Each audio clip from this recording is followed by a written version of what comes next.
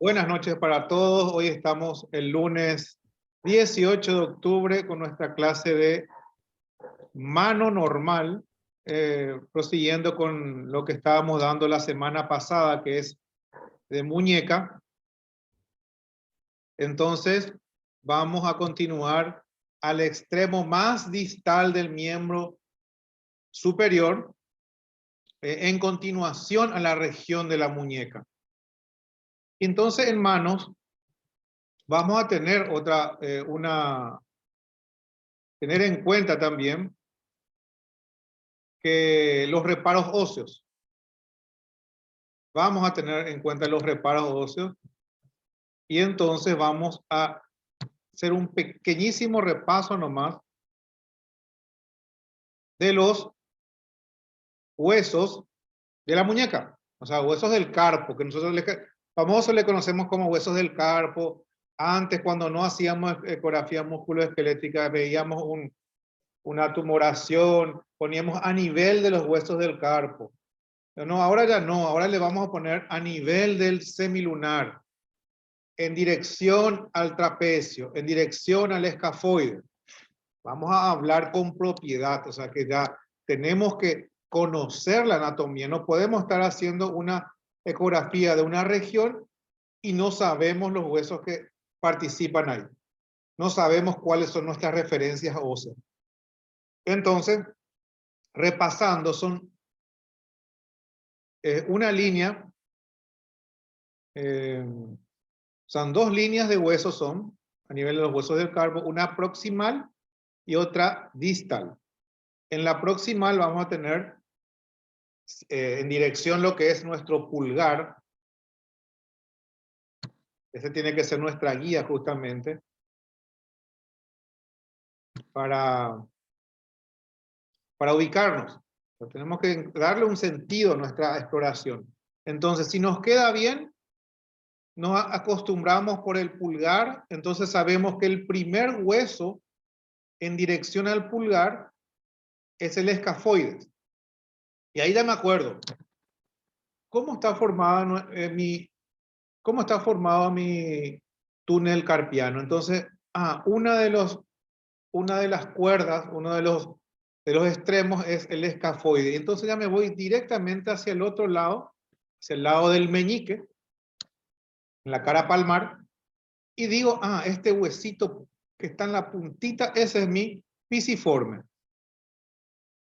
Entonces ya prácticamente tengo identificado los dos huesos de los extremos de lo que es el túnel carpiano.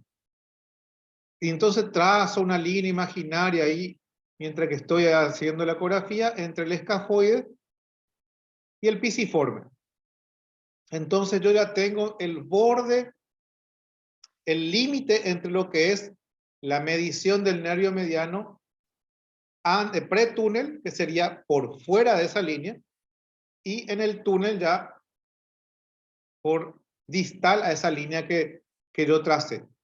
Entonces, por un lado ya voy identificando los reparos óseos. Y luego me voy en la segunda línea, también en dirección al pulgar, en la cara palmar, tengo otro huesito que es el trapecio.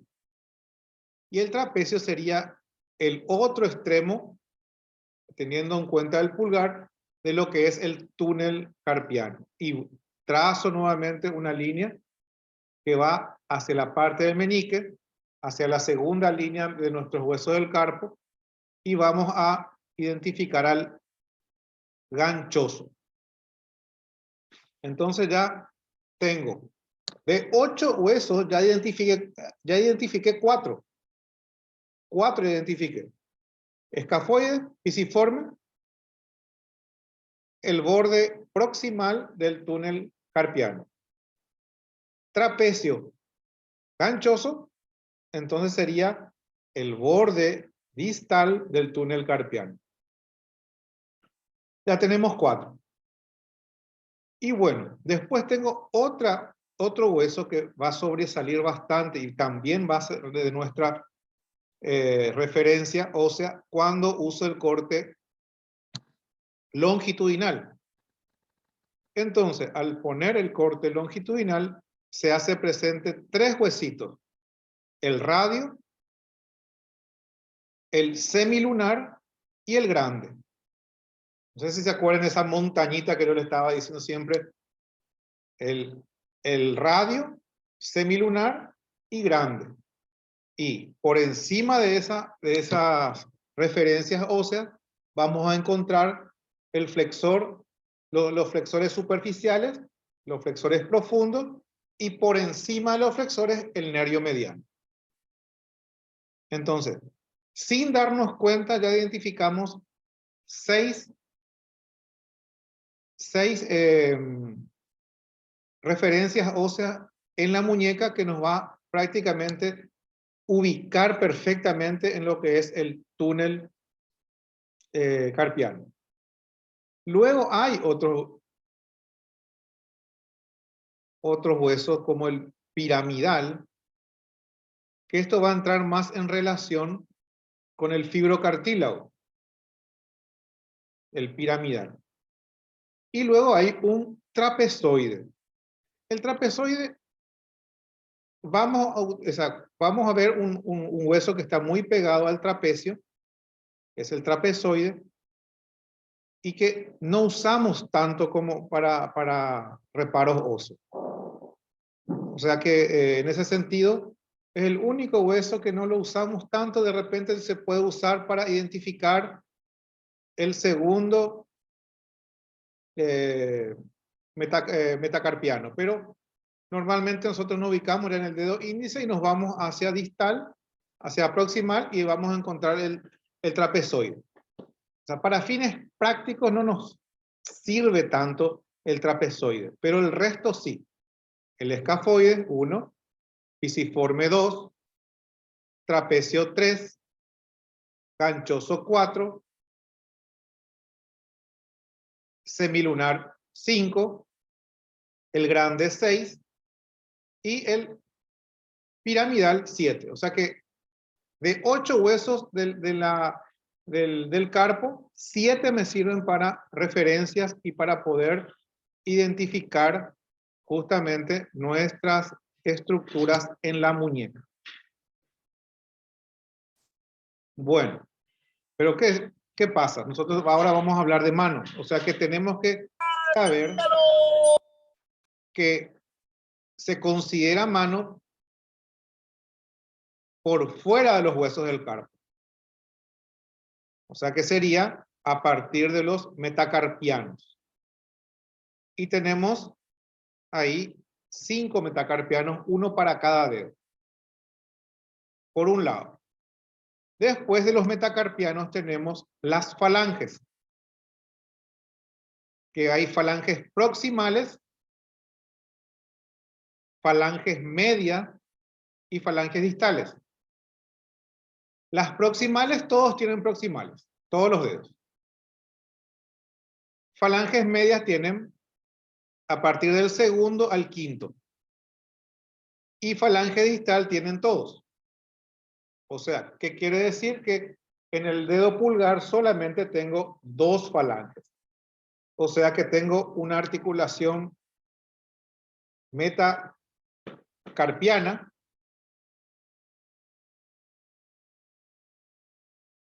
metacarpo falángica por un lado, que sería esta, metacarpo falángica, y luego ya viene la interfalángica, simplemente. A diferencia de lo que es del segundo al quinto dedo, que tengo una articulación metacarpo falángica por un lado, luego tengo la interfalángica proximal, y también tengo la interfalángica distal. Entonces, para tener en cuenta ya que el pulgar es diferente, tiene solamente 2 falanges, a diferencia del índice al meñique, que tienen 3 falanges. Bueno, ahí ya hicimos un pequeño repaso a la parte ósea, que es muy importante. Pero bueno, La mano es la continuación de la muñeca y el extremo distal del miembro superior, eso ya dijimos, y se divide en dos caras, una cara palmar y una cara dorsal, siguiendo el esquema de lo que es la muñeca. También tenemos una cara palmar y una cara dorsal. En la cara palmar sobresalen los tendones flexores que vienen de la muñeca, y en la cara dorsal sobresalen los extensores, que hablamos de los compartimentos que tenemos en la muñeca. Entonces, para fines prácticos, la cara palmar hablamos de flexores, la cara dorsal hablamos de extensores. Pero bueno, vamos a la cara palmar. La cara palmar vamos a dividirla, así como dividimos también la muñeca en la cara palmar, vamos a dividirla en tres. Vamos a tener una parte media o central, otra parte de la eminencia tenar y otra parte de la eminencia hipotenar. La eminencia tenar va en relación al primer dedo, al pulgar, y la eminencia hipotenar va en relación al quinto dedo, o sea, al meñique. Pero nosotros ahora nos vamos a centralizar en lo que es la parte central o media o el medio de la mano. Y vamos a dividirlos en planos otra vez. O sea, se divide anatómicamente en planos. Son 4 planos. Vamos a estudiar el primer plano, tendones del músculo flexor común superficial, el arco palmar y 3 ramas terminales del nervio mediano.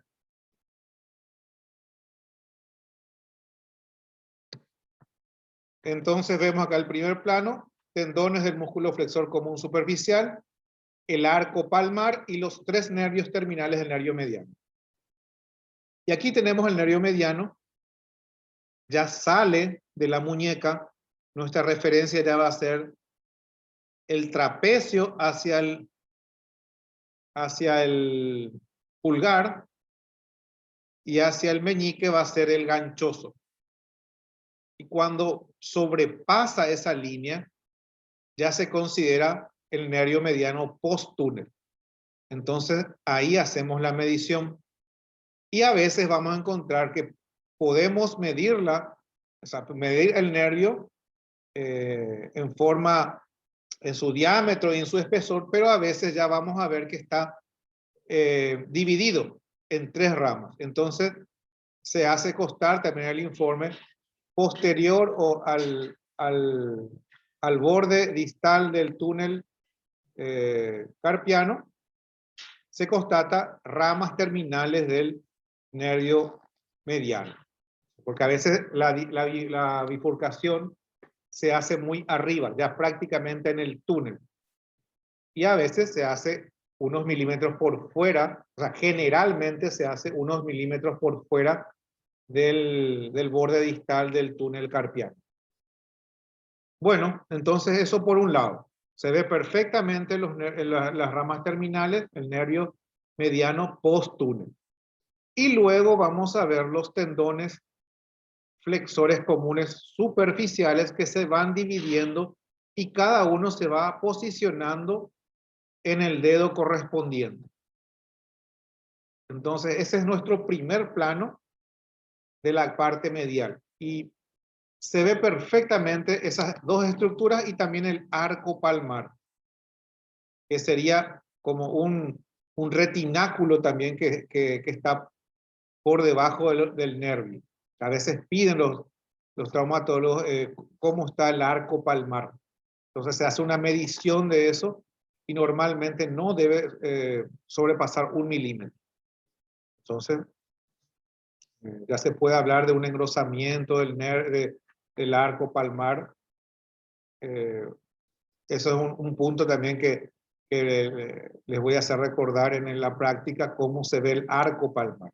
Así como vemos el retináculo flexor en la muñeca, también se puede ver el arco palmar en la mano. Bueno, y esos tendones superficiales sea, los flexores superficiales se van hasta el extremo distal de los dedos. Y aquí hay una parte que hay que recordar también, que los tendones flexores tienen vaina sinovial hasta el final, a diferencia de los extensores que ya en la mano no tienen vaina sinovial. Bueno, segundo plano, tendones del músculo flexor profundo y músculos lumbricales. También se ven los flexores profundos que acompañan prácticamente a los superficiales. Los profundos se hacen bien profundos al comienzo y los superficiales bien superficiales. Hasta cierto punto donde los superficiales se hacen laterales y terminan por detrás del profundo. Y el profundo se hace superficial hasta el final. Bueno, pero por el momento vamos a tener el concepto de que los tendones profundos, los flexores profundos, sería nuestro segundo plano que también se ve perfectamente en ecografía. El primero y el segundo plano se ven bien. A los músculos flexor, los tendones del músculo flexor común le acompañan unos musculitos acá que están al lado del tendón profundo, que son los músculos lumbricales. Cada dedo tiene un músculo lumbrical. Entonces, esto vamos a ver, y a veces hay unas hipertrofias de los músculos lumbricales o una atrofia de los músculos, y normalmente se ve el aparato flexor del dedo y al ladito se ve los músculos lumbricales. Entonces es una estructura que nos va a ayudar también a poder identificar nuestro aparato flexor del dedo que vamos a explorar. Bueno, entonces, nuestro segundo plano, tendones de los músculos flexor común, profundo y músculos lumbricales. Hay un tercer plano que hablamos de la aponeurosis palmar profunda. Para este plano ya es un poco difícil ver la aponeurosis profunda. O sea, ya a veces ya dependemos ya del equipo que tenemos para poder ver la aponeurosis palmar profunda. En principio, los dos primeros planos se ven perfectamente con una frecuencia de 13, 14, sin problema podemos discriminar todo. Pero ya nos va a crear un poco de problemas este tercer plano. Y el cuarto plano, el arco palmar profundo, ramos profundos del nervio cubital y los nervios y los músculos interóseos. Acá ya este sí que es ya más difícil. Ya dependemos de un traductor muy fino, un equipo con una definición muy buena para ver nuestro cuarto plano. Ya tenemos que buscar traductores de 18 o 22 para ver este plano. Ya es un poquito más difícil. Pero para los equipos que normalmente manejamos, el primero y segundo plano se ven perfectamente. O sea que, y con esos podemos discriminar muchas patologías, al menos de las más comunes, que en la próxima clase vamos a hablar. Pero no tener miedo de hacer una mano con esos dos planos, inclusive el tercero podemos llegar a diferenciar, el cuarto ya un poco más difícil, pero se puede. Bueno, eso sería la parte central de la mano de la cara palmar. Y luego tenemos la eminencia tenar e hipotenar, que se relacionan con los músculos, con paquetes musculares, tanto en el borde del pulgar, o sea, lo que va hacia el pulgar y lo que va hacia el meñique. Y vamos a tener unas musculaturas como es el abductor corto del pulgar, el oponente del pulgar y el músculo flexor corto también. Y hacia el meñique también vamos a tener un oponente del meñique, un aductor del meñique, que van a ser los músculos que van a dominar justamente las eminencias, la tenar y la hipotenar. La tenar hacia el pulgar y la hipotenar hacia el meñique. Y hacia el músculo, hacia la eminencia tenar, va a haber un tendón que normalmente se lesiona bastante en la actualidad, que es el flexor largo del pulgar, porque hay gente que usa mucho el celular, y más ahora con el tema de escribir, es un músculo, es un tendón que se lesiona bastante. Hay un dolor muy característico en la cara palmar del pulgar, que recorre prácticamente todo el pulgar. Y a la hora de hacer la ecografía vamos a notar una tenosinovitis del flexor largo del pulgar. Es una lesión muy frecuente, inclusive en los chicos que juegan PlayStation. Está mucho con los jueguitos. También se ve esa lesión de la tenosinovitis del flexor largo del pulgar. Entonces, eso es para hablar un poquito de lo que son la parte de anatomía. Y bueno, después tenemos la anatomía ecográfica, el compartimento medio. Aquí tenemos mostrando ya el nervio mediano por fuera y los tendones flexores superficiales por debajo. Esto se aprecia mejor en la práctica. Así con fotos, inclusive con videitos, a veces es un poco difícil. En la práctica se dimensiona mejor las estructuras a este nivel. Aquí tenemos los flexores superficiales que se van separando, estaban muy juntos en la muñeca y ahora se van separando y se van posicionando cada uno en los dedos. Para acordarnos los músculos de la mano, los músculos tenares, el abductor corto del pulgar, el flexor corto del pulgar y el oponente profundo del pulgar. Y hacia el meñique, los músculos hipotenares, el abductor del meñique, el flexor del meñique y el oponente del meñique. Y los lumbricales son los 4, uno para cada dedo. Excepto que el pulgar no tiene músculo lumbrical.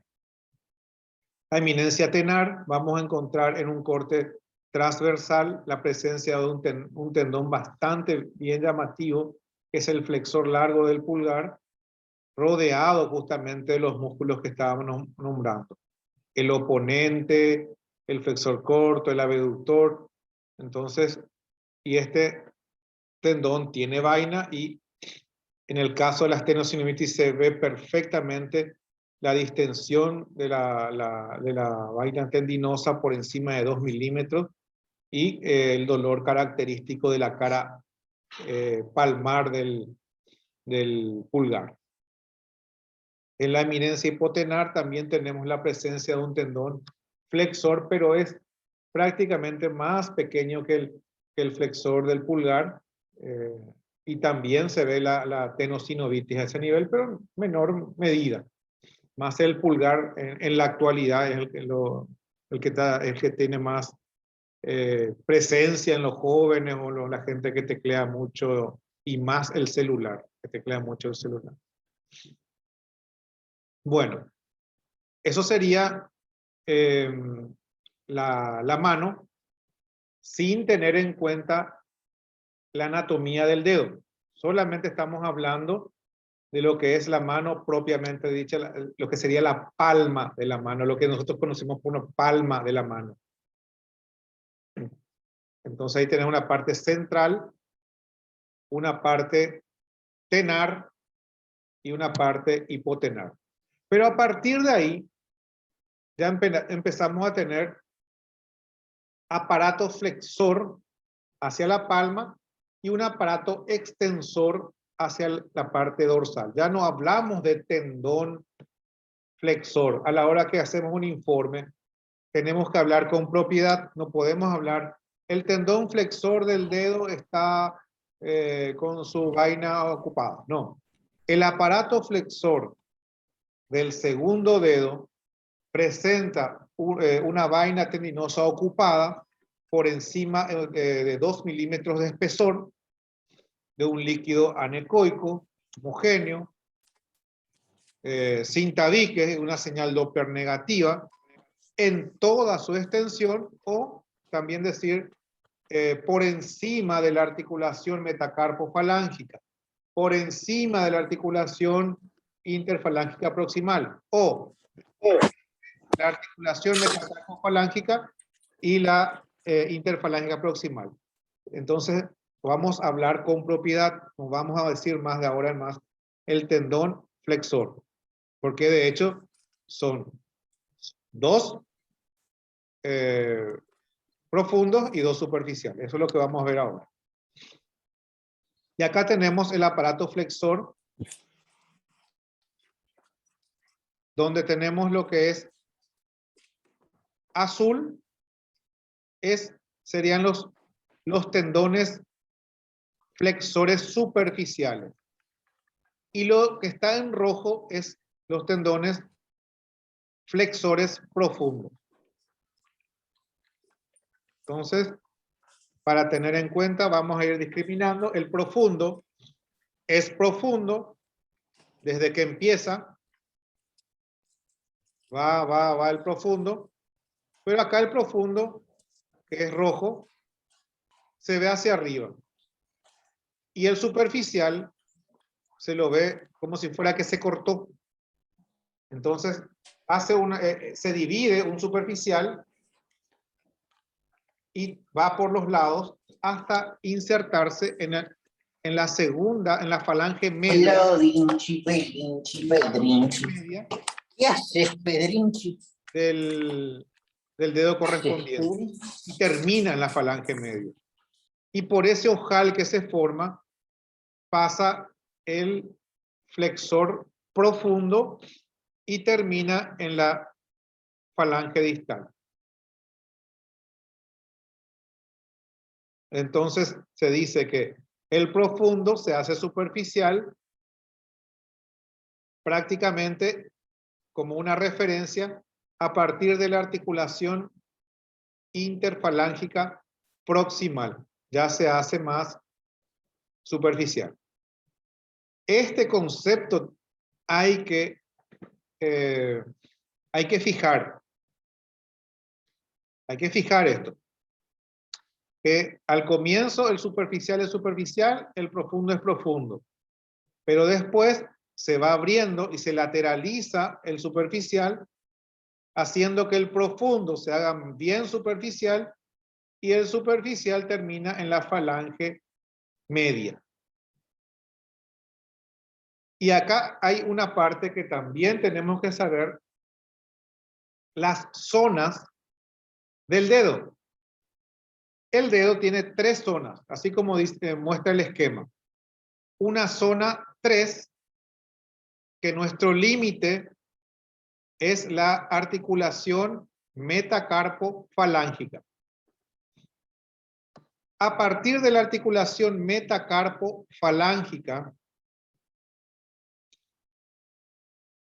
hasta la segunda falange, hasta el tercio proximal de la segunda falange, donde termina el flexor, los flexores superficiales, es la zona 2.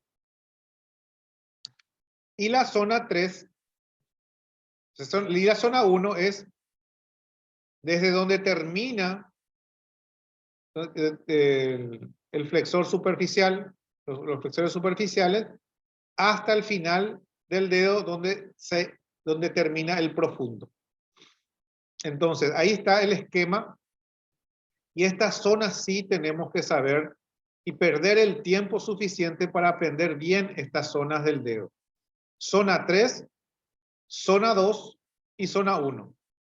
Zona 3 tenemos hasta lo que sería el superficial y el profundo. En la zona 2 empezamos a ver que el superficial se lateraliza y va a terminar en el tercio proximal de la segunda falange o de la falange media. Y el profundo se va hasta el final, hasta terminar en la falange distal. Eso con respecto a las zonas. Y luego hay una subdivisión de la zona 2B y 2A, donde sería el 2B, donde termina la polea cruciforme. Bueno, ahora vamos a hablar de poleas. Eso para entender nomás. Zona 3, zona 2, zona 1. No vamos a hablar ahora de zona B y zona A. Eso todavía no. Ahora cuando puedan identificar bien las zonas, vamos a hablar de la zona 2B y 2A. Y vamos a hablar ahora de otra parte importante que son las poleas. Las poleas son un conjunto de fibras que van a sujetar a estos tendones al plano óseo para que no se muevan de ahí, para que mantengan su firmeza. Y en ese caso tenemos poleas que son poleas anulares, por eso se las marca con la A, y poleas cruciformes, por eso se las nombra con la letra C. Las poleas anulares, hay 5 poleas anulares. Las impares van a estar a nivel de las articulaciones, lo que sería la articulación metacarpofalángica por un lado, la interfalángica proximal por otro y la interfalángica distal por otro. Y las poleas pares van a estar a nivel de las falanges. En este caso, en los 2 tercios proximales de la primera falange y luego en el tercio medio de la segunda falange. Entonces serían las pares. Tenemos impares a nivel de las articulaciones, metacarpofalángica, interfalángica proximal, interfalángica distal. Las pares a nivel de las falanges, en la primera y la segunda falange. Bueno, y luego las cruciformes, que son las que menos se ven, no se ven muy bien por ecografías, más bien cuando están muy lesionadas, el engrosamiento es lo que se puede llegar a notar. Tenemos la C1, la C2 y la C3, donde la C1 está a nivel del tercio distal de la primera falange, la C2 en el tercio proximal de la segunda falange y la C3 en el tercio distal de la segunda falange. Entonces, para repasar, la polea 1 se extiende desde la zona de la placa palmar de la metacarpofalange hasta la base de la falange proximal. A2 se extiende desde la base de la falange proximal hasta la unión de los 2 tercios proximales y el tercio distal de la falange proximal, lo que estábamos viendo acá. A3 es pequeña y se localiza en la articulación interfalange proximal. A4, tercio medio de la falange distal, también vimos acá. Tercio medio. Y A5 sobre la articulación interfalángica distal. Es importante, como les digo, tomarnos el tiempo de aprender esto, porque nos va a facilitar tanto a la hora de ver lesiones de... Si hay una lesión en la zona 3, ¿qué significa? Se pudo cortar el tendón superficial y el profundo, en el caso de una lesión por arma blanca. Y entonces vamos a tener, si se cortó los dos, un tendón totalmente inmóvil para la flexión. Pero si se cortó solamente el superficial, va a haber un grado de flexión a lo largo. O sea, la flexión fina se va a poder hacer, pero no toda la flexión. Eso nos va a ayudar también. Y eso puede pasar en la zona 2, en la zona 1. En la zona 1, vamos a hablar justamente de eso ahora. Pero el concepto es que tenemos que fijar que la anatomía del dedo tiene 3 zonas importantes. Una, donde vamos a tener el tendón los tendones superficiales, que van a ser superficiales, y los profundos, que van a ser profundos. En la zona 2 vamos a tener ese cambio de que se van los tendones superficiales, se lateralizan, y empieza a emerger el profundo para ser superficial. Y en la parte distal, en la zona 1, ya vamos a tener solamente al flexor profundo, que va a dominar prácticamente las lesiones a ese nivel. Entonces vemos acá, por ejemplo, un corte longitudinal mostrando la presencia de los tendones superficiales y los profundos. Y ahora en la práctica yo les voy a mostrar cómo se hace esta discriminación a la hora de saber quién se está moviendo, los superficiales y los profundos, y cómo hacer ese movimiento de discriminar los tendones. Las poleas se ven como una rayita hipoecoica, como un pequeño rectangulito, pero muy pequeño, que no debe sobrepasar 0,8 milímetros. 0,8 milímetros. 0,9. No pasar 1 milímetro, inclusive se la puede considerar un poco engrosada, teniendo en cuenta la sintomatología del paciente. Entonces aquí tenemos lo que es una polea a nivel de la articulación metacarpofalángica, en este caso es la polea A1. Un pequeño video también mostrando lo que es la polea, lo que es todo el tendón flexor a lo largo. Y termina aquí en la puntita lo que es la tercera falange. Se ven perfectamente por ecografía, como le estaba diciendo, el primer y segundo plano. Y también aquí se ve perfectamente todos los planos a nivel del dedo. En el dedo, por ejemplo, ya vemos lo que es el tendón superficial, el profundo, las articulaciones, los bordes óseos de cada falange también. Vamos discriminando.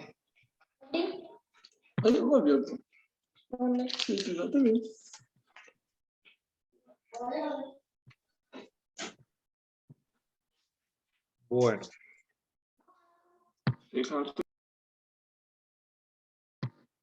¿Hasta aquí alguna pregunta? Estamos hablando mucho de anatomía y ahora es la zoonoanatomía, lo que es las estructuras que podemos ver a nivel del dedo.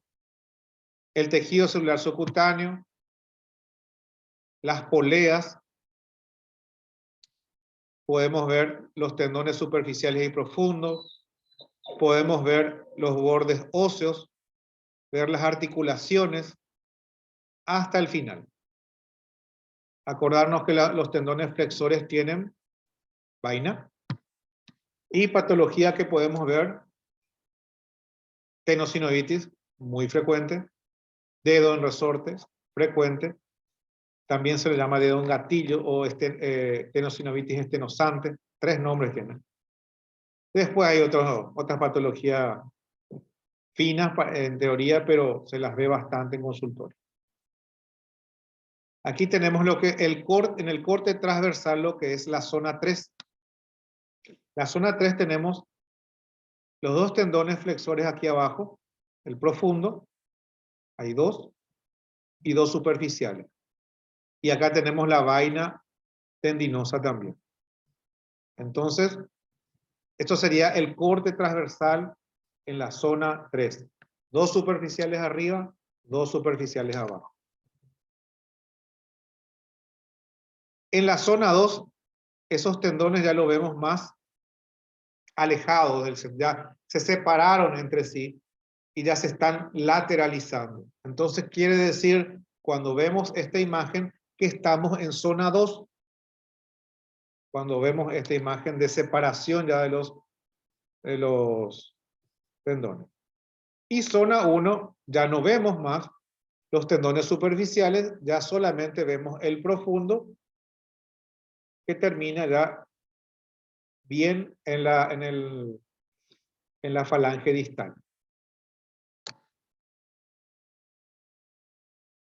Otra cosa con respecto a los tendones flexores, para recordar desde el punto de vista fisiopatológico, una rotura del tendón superficial y profundo, de ambos, estamos frente a una incapacidad total de las flexiones de la falange. O sea que queda así, no hace esto para nada. No hace esto, queda así. Queda como si fuera que está pidiendo algo en extensión y nada más. Una rotura aislada del tendón superficial causa una leve afección de la flexión de las falanges. O sea que la profunda mueve, pero no puede hacer esto. No puede cerrar toda la mano, solamente la parte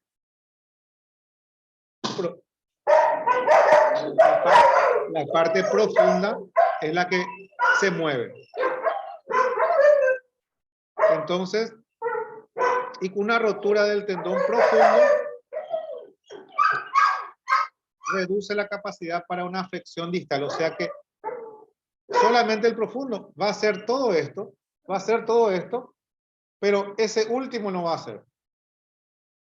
Va a ser acá, va a ser acá, va a ser acá, pero esto no va a ser porque está seccionado el profundo. Entonces, por eso es importante poder discriminar la anatomía del dedo.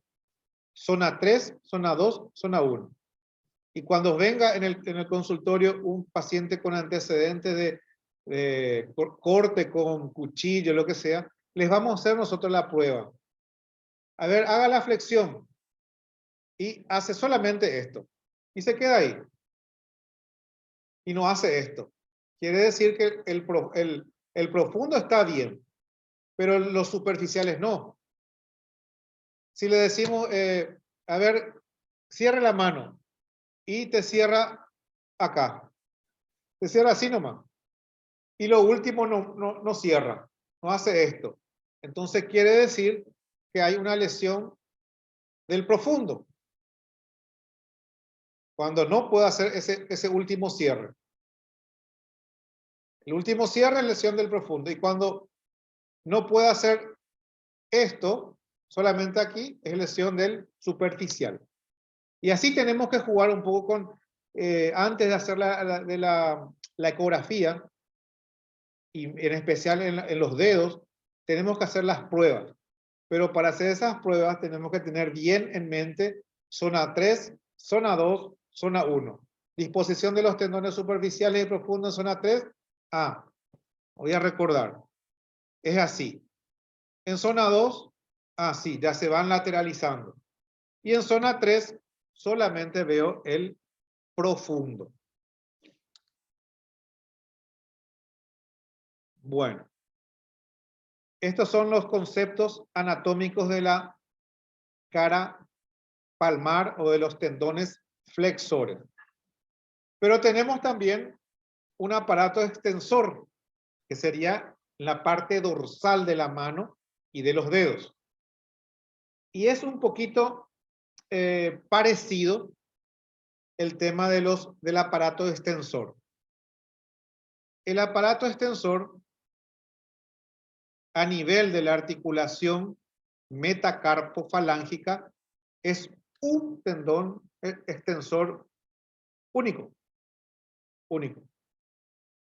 A nivel de la articulación metacarpofalángica y está envuelta y cubierta por una banda sagital que va a sostener al tendón sobre la parte ósea. Es como un canalcito que se forma ahí donde tiene que dormir el tendón extensor, que en este caso es único a ese nivel, a nivel de la articulación metacarpofalángica.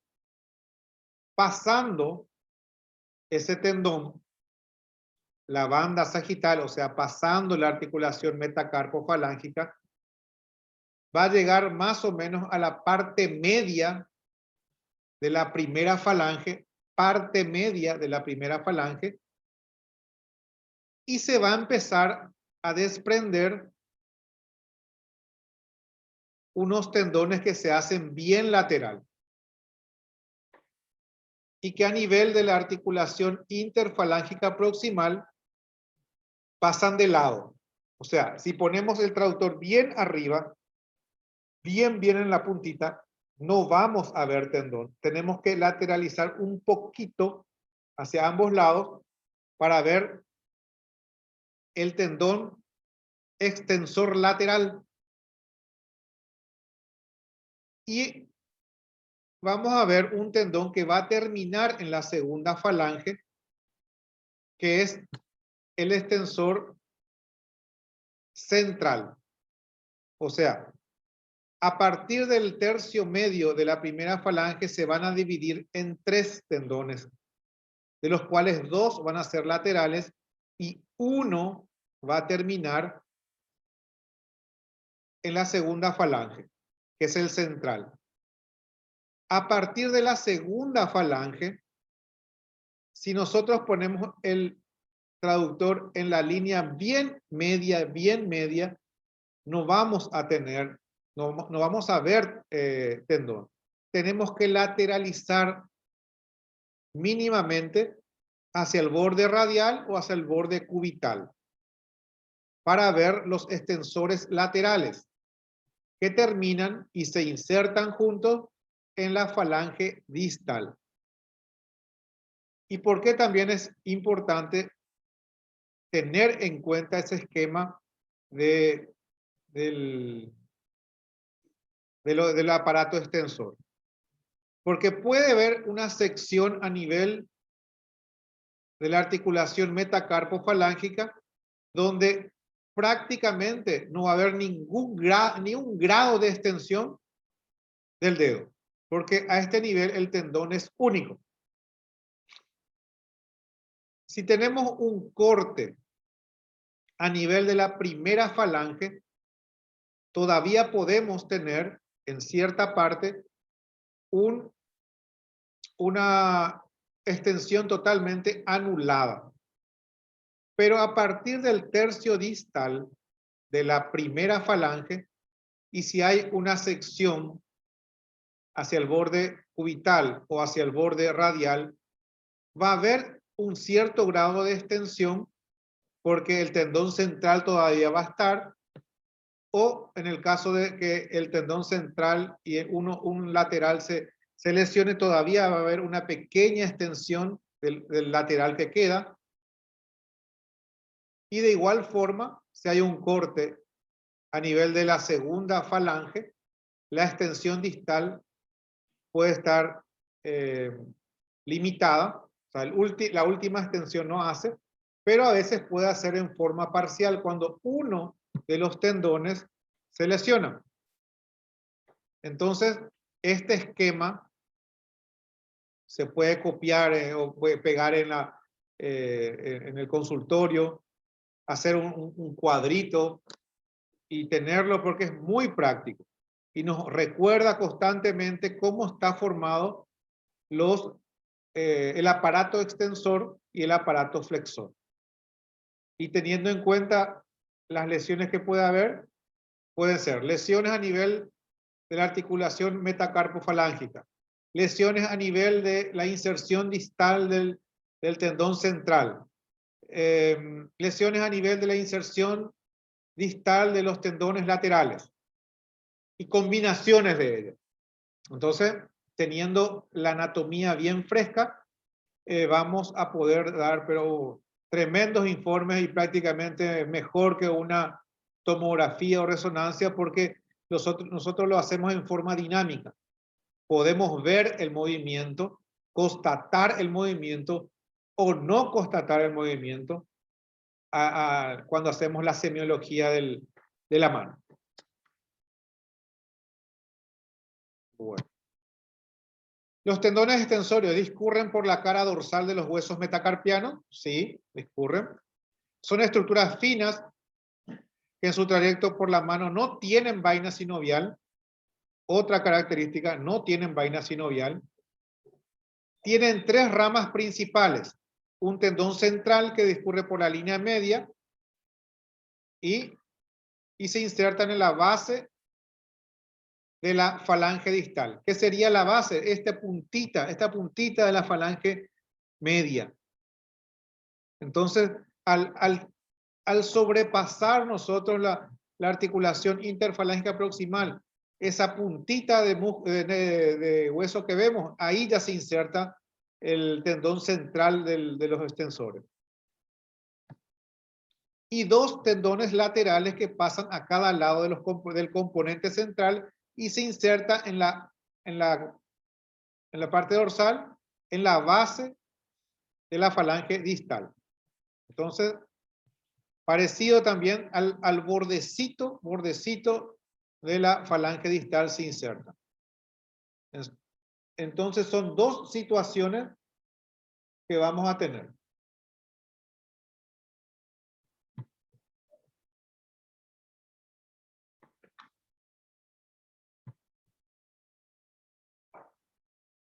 En la articulación metacarpofalángica, el complejo de tendones extensores lo estabiliza la banda sagital. Entonces, banda sagital, vamos a tener justamente cuando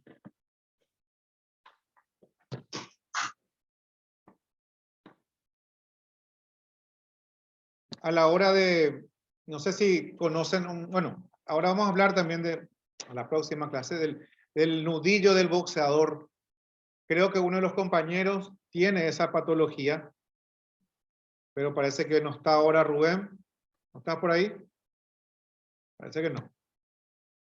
Bueno, un compañero tiene que, como la banda sagital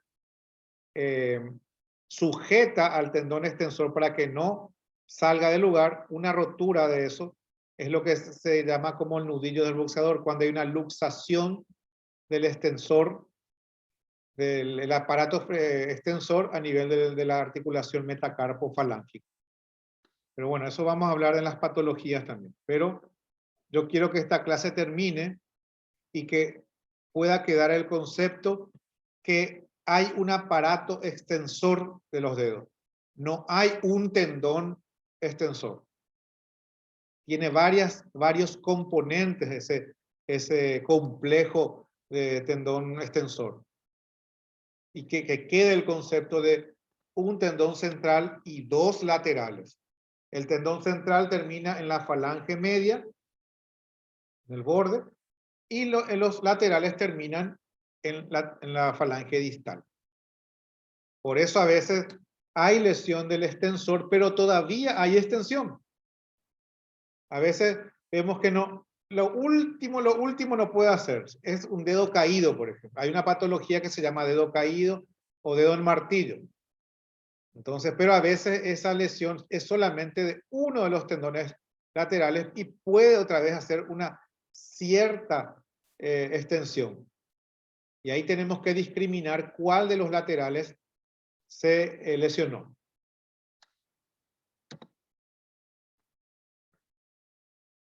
Aquí vemos los el tendón extensor, articulación metacarpofalángica.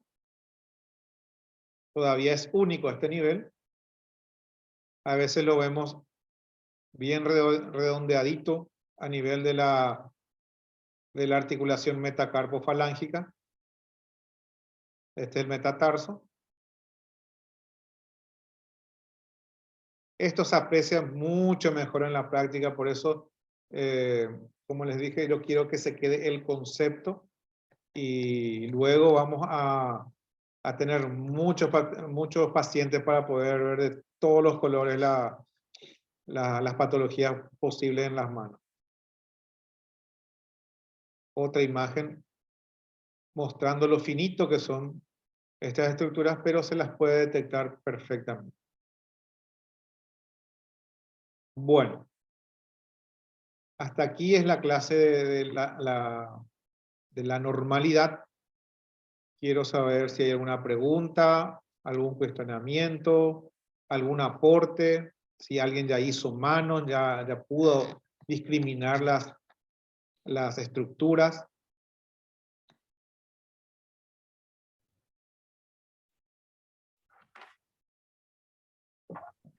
Marta, contame, ¿cuántas veces hiciste mano? No, mano nada todavía no. ¿Y qué Estamos te en parece? octubre ¿Qué te rosa parece? ahora. ¿Vas a poder hacer mano? Yo creo que sí. Creo que ¿Verdad? sí. Sí.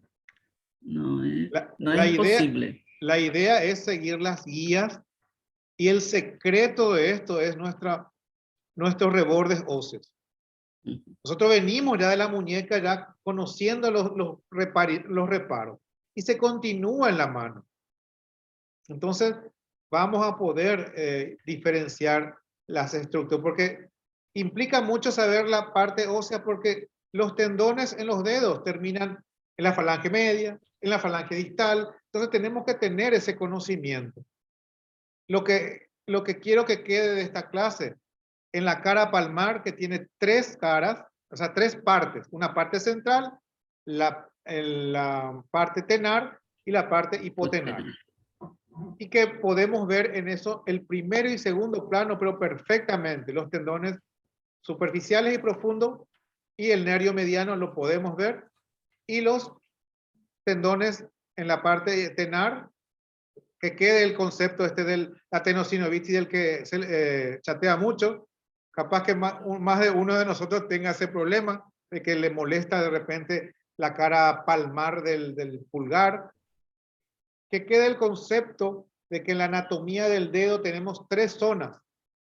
Una primera zona, zona 3, que sería la más proximal, donde tenemos el superficial y el profundo. Que en la zona 2, nuestros superficiales se lateralizan y queda el profundo y de repente ya empieza a emerger. Y en la zona 1 ya queda expuesto el flexor profundo. En la cara palmar nuestros tendones tienen vaina, o sea, podemos tener tenosinovitis. Que en la parte dorsal también hay un componente, un complejo, un aparato extensor que al comienzo es un tendón único, pero después empieza a dividirse a partir, pasando la articulación metacarpofalángica, ya se empieza a dividir en 3 bandas, de las cuales una es central y 2 laterales. La central termina en la segunda falange y las laterales terminan en la tercera falange. Y que no tienen vainas sinoviales. Entonces, con que quede ese concepto, yo voy a estar contento con ustedes porque es la base para después poder discriminar, pero todas las patologías. Y otra cosa de las poleas, que hay 2 tipos. Un tipo anular que entra en relación con las articulaciones, las impares, porque hay 5. Las impares anulares en articulación metacarpofalángica, la 3 en la interfalángica proximal y la 5 en la interfalángica distal. Y que hay 2 que son pares. Una a nivel de la primera falange y otra a nivel de la segunda falange. Y después están las cruciformes que van a ser más distales en relación a la primera falange y la segunda falange. Y de todas esas poleas, la que más frecuente se lesiona es la polea en A1, el famoso dedo en gatillo, dedo en resorte, tenosinovitis tenosante, el que tiene que ayudarle para que el paciente se ayuda para que se destrabe su dedo. y es por el engrosamiento de la polea en A1, que hace justamente que se pierda esa flexibilidad de los flexores. Pierde eso justamente. Se queda medio trancado ahí, ¡pac! Le ayuda atrás. Ahí recién salió. Y nosotros ecográficamente vamos a ver esa polea en A1 engrosada por encima de 1. Va a tener 1.2, 1.5, 1.7, hasta 2 milímetros. Yo vi que totalmente engrosada y no dejaba pasar a los flexores superficiales y profundos por dentro de esa polea. Pero esos son los conceptos que se tienen que quedar. Pequeños conceptos simplemente, pero suficientes ya para poder enfrentarnos a una mano. ¿Alguna pregunta, duda, cuestionamiento? A pedir los certificados que el licenciado le va a preparar si necesitan, para presentar en su lugar de trabajo si necesitan, ya firmado por la universidad. Tienen que pedirlo. Está bien, profe. Y bueno, esa es la clase de hoy. No les voy a embarullar con tantas cosas, pero creo que es suficiente ya para poder ir aclarando los puntos. El miércoles no vamos a tener clase, vamos a tener el jueves. El jueves vamos a tener porque hay un acontecimiento que me surgió de última y no puedo eludir también. Y les pido por esta vez que podamos hacer el jueves. A la misma hora, yo voy a estar ahí.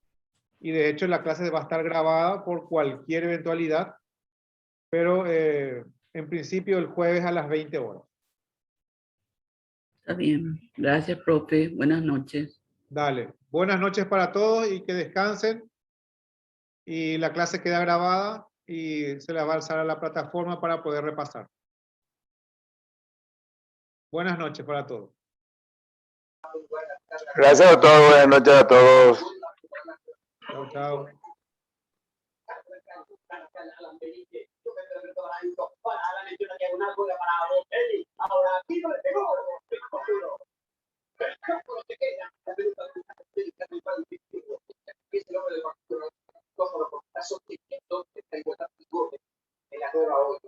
Con seguridad, a veces un cabezazo espectacular,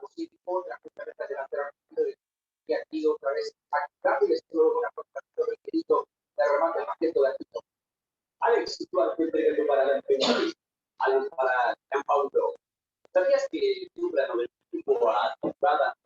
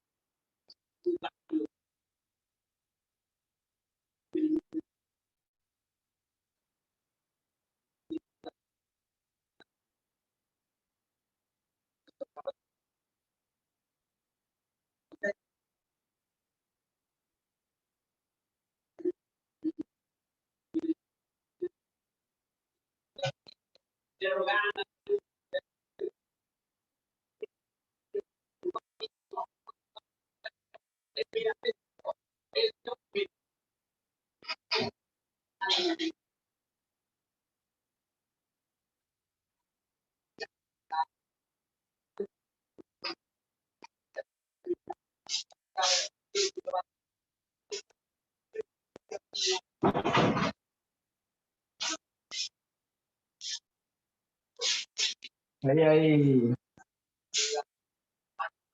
Mi computadora no me lo puede que me traiga. Y hay que uso todo.